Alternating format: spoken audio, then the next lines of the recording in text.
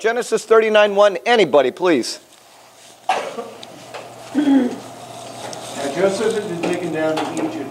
Potiphar, an Egyptian, was one of Pharaoh's officials, the captain of the guard. Well, bought him from the Ishmaelites who had taken him there. Okay, so remember, everything about Joseph from this point on is going to somehow picture Jesus.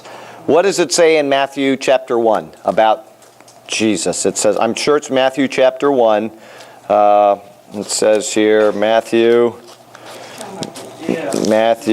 might be chapter 2, but I believe it's chapter 1. It says, let's see here. Oh, no. It's going to be chapter 2, and it says, where is it? I know it's right here. Out of Egypt. Yes, out of Egypt. Where are you reading that? 15th verse. 2:15. I knew it was right. Oh, yeah, okay. Brand new Bible. I'm having trouble finding my way around it. And when he arose, he took the young child by his mother by night, and they departed for Egypt. And he was there until the death of Herod, that it might be fulfilled, which was spoken of the Lord through the prophet, saying, out of Egypt I called my son. So Joseph is the first to go down to Egypt. Eventually, Israel is going to go to Egypt. And that is all fulfilling a prophecy, or Jesus is fulfilling this in a literal, it's like a living parable. God is using people and their life circumstances, making applications about his son later. So anyway, Joseph is the first to go down to Egypt. He's there, and Joseph actually never leaves Egypt, but his bones are carried out. Anyway, out of Egypt I called my son, meaning the people of Israel. But this is the beginning of that right there. Okay, go ahead, verse 2. The Lord was with Joseph, and he prospered, and he lived in the home of his Egyptian master. When his master saw that the Lord was with him, and that the Lord gave him success in everything he did, Joseph found favor in his eyes and became his attendant. Keep going. Okay, let me stop right there, and we'll go to Luke probably about chapter 3. And it's just the same terminology that's used there. Let me see if I can find it. It might be Luke chapter 3. Oh, boy. Let's see here. They're going down. Okay, it would be verse 52, 2:52. And Jesus increased in wisdom and stature and favor with God and men. So just as Joseph is gaining in favor with Potiphar, the same type of terminology is used about Jesus. He's growing in wisdom and stature and favor with God and men. So just another parallel. We're going to see, we're not going to go through all of them because we'd be here forever, but you're going to see parallel after parallel of the same terminology being used. So Joseph found favor in the sight and served him. Go ahead. From the time he put him in charge... Well, you got to finish verse 4. Found favor in his sight and served him. Yeah, I read that, didn't I? Yeah, but there's another sentence in. Then he made him overseer of his house and all that he had put under his authority. Everything he owned. Okay, and what is that a picture of? Jesus being put in charge of the house of the Lord. Okay, same thing. I believe that's from the book of Hebrews. Let me think. Then he made him overseer of the house. It would be Hebrews chapter, and like I say, every single thing that you see here is going to, in some way, prefigure Jesus, but he made him over his house. He's talking about Moses, and therefore, brethren of the Holy, for this one has been counted worthy of more glory than Moses, inasmuch as he who builds the house has more honor than the house. For every house is built by someone, but he who built all things is God. Moses indeed was faithful in all his house as a servant for a testimony of those things which would be spoken afterward. But Christ, as his son over his own house, whose house we are if we hold to fast to the confidence and rejoicing or the hope of the end. So once again, that's Hebrews 3, we'll just go 3:1 through 3:6. Just read the whole thing in context. But once again, you're seeing the life of Joseph is prefiguring the work of Jesus. Okay? Where are we? We were in 39. Okay, please, 39:3. 4, whatever it was. 5. 4. Finished. You finished. No, that was 3. Oh, yes, I'm sorry. Thank you. 3:5. You got it, Dave? I'm looking. Oh, okay. A little paragraph in my Bible says. Oh, I'm sorry. That's why some of these divide a little differently because the way that they structure the sentences. Okay. Yeah, everything he owned. The Lord blessed the household of the Egyptian because of Joseph. The blessing of the Lord was on everything Potiphar had, both in the house and in the field. So he left in Joseph's care everything he had. With Joseph in charge, he did not concern himself with anything except the food he ate. Joseph was well-built and handsome, and after a while his master's wife took notice of Joseph and said, "Come to bed with me." Okay. It says that Joseph was handsome in form and appearance. That's kind of the opposite of Jesus, where it says in Isaiah 53, we didn't esteemed him not. He wasn't, any great-looking leader. So it's kind of a contrast there between Joseph and Jesus. And then you have, of course, what happens with Joseph here, where the Potiphar's wife says in Hebrew, "Ratzi li," come and sleep with me. Okay, and okay, go ahead. 8. But he refused. With me in charge, he told her, "My master does not concern himself with anything in the house. Everything he owns he has entrusted to my care." So he is completely faithful in discharging his duties. Once again, just keep equating this with Jesus. Totally faithful over the house of God, and in all of his duties, he exercised them perfectly.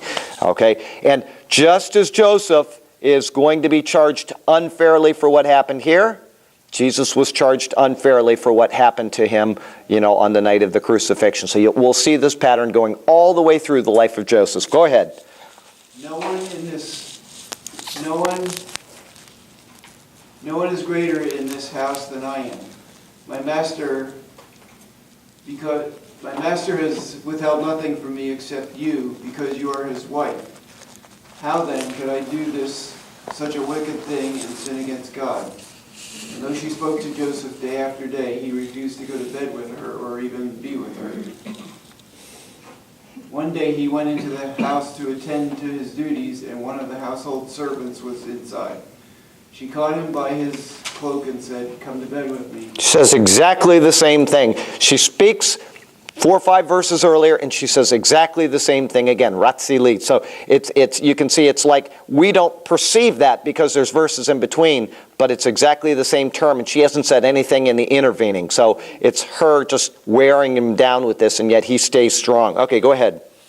But he left his cloak in her hand and ran out of the house.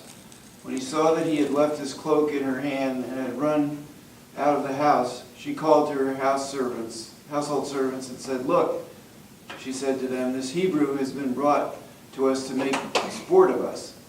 He came in here to sleep with me, but I screamed.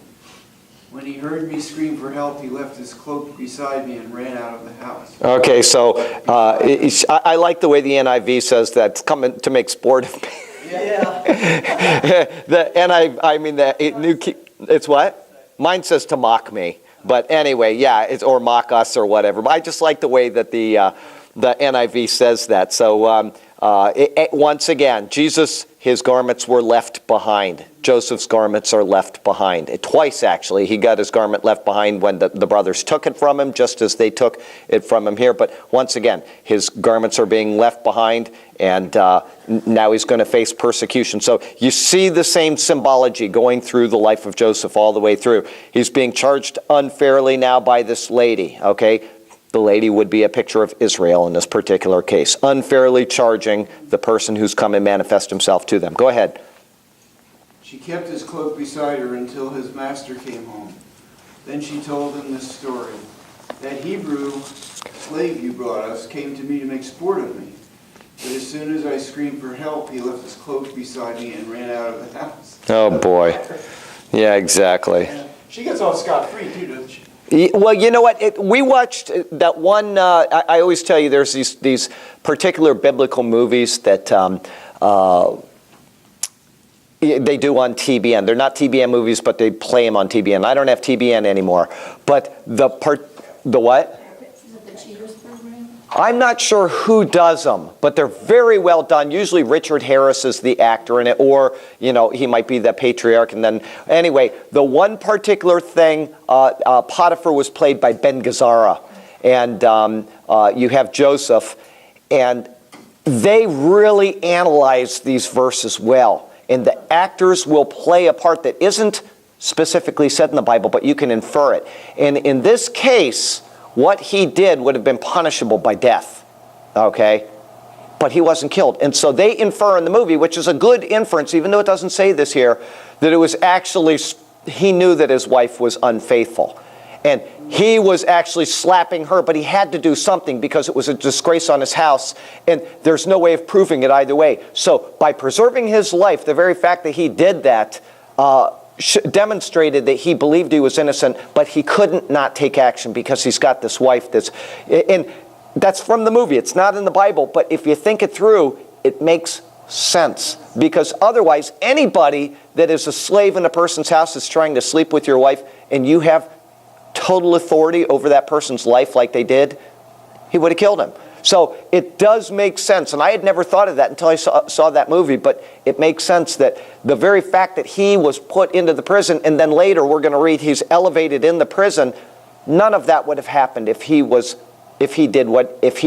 known to have done what he was accused to have done. So Makes you want to know what happened to her in the future. it does. You know, we don't know, but It happened again. yeah, right. That's right. And we'll find out someday, but it's interesting that when you see something like that, even though it's just a movie, it really does open it up to you. And that's why I like to watch these different things, because people are perceiving things.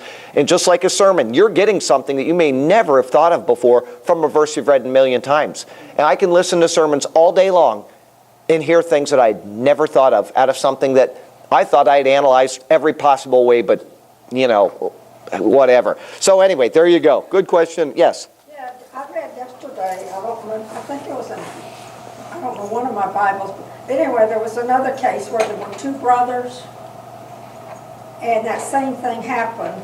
He accused the brother of sleeping with his wife. Oh, that's... Instead of that, instead of killing him, he investigated it further, and she ended up getting killed. Now that was must have been, what was that? Somewhere in the Bible. No, I don't remember that. I do remember one where the person who took over Israel, you got David in the south, and you got the person that had taken over Israel in the north, and the steward, or one of his subordinates, was accused of trying to sleep with the girl, his concubine, and he accused him, and well, it ended up that they cut off the guy's head. The leader of Israel, they carried his head down to King David, and anyway, David assumed the authority. But I don't remember a biblical case where there was that type of thing, where the girl was found guilty. She was found guilty. Yeah, it may be a story based on the Bible.